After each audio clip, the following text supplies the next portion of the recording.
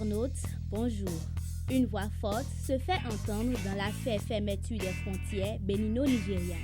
La CEDEAO s'invite dans le débat, informe les parutions de ce jour. Précis à sa une, l'événement précis affiche fermeture des frontières entre le Bénin et le Nigeria. Le Parlement de la CEDEAO appelle le Nigeria à ouvrir ses frontières.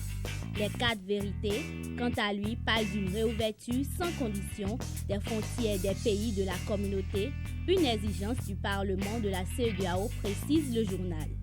Pendant que les voix s'élèvent, les rois voient une main invisible dans cette affaire, clarifie Infoplus. Les choses se compliquent entre le Bénin et le Nigeria.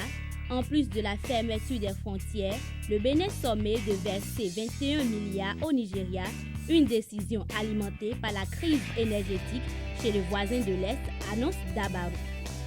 Le nouvel observateur, après observation, prouve qu'il s'agit d'une accumulation de dettes d'électricité de plus de 12,8 milliards de francs CFA. Le journal met en lumière les conséquences directes, le Bénin, le Togo et le Niger bientôt coupés. Les parutions de ce jour n'annoncent pas que de mauvaises nouvelles pour le Bénin.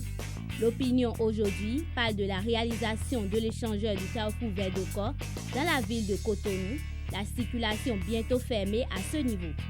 Soleil levant pour lever le voile sur l'information, mais à sa une, construction des infrastructures routières sous talon, la réalisation de l'échangeur du carrefour vers Doko se précise. Parlant toujours de projets de construction, l'Opinion aujourd'hui revient, installation de lampadaires et des équipements de sécurité, le gouvernement signe 2 contrats majeurs. Il s'agit là du volet éclairage du projet asphaltage.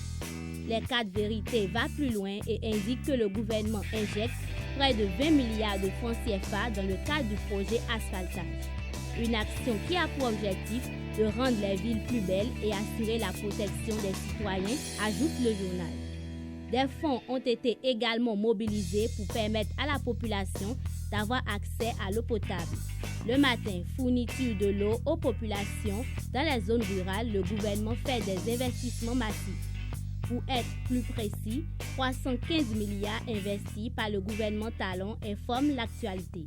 Un fait social avec fraternité pour s'être opposé à la pollution sonore, un magistrat assommé par les fidèles d'une église évangélique. Fin de cette revue. Merci de l'avoir suivi. À très bientôt.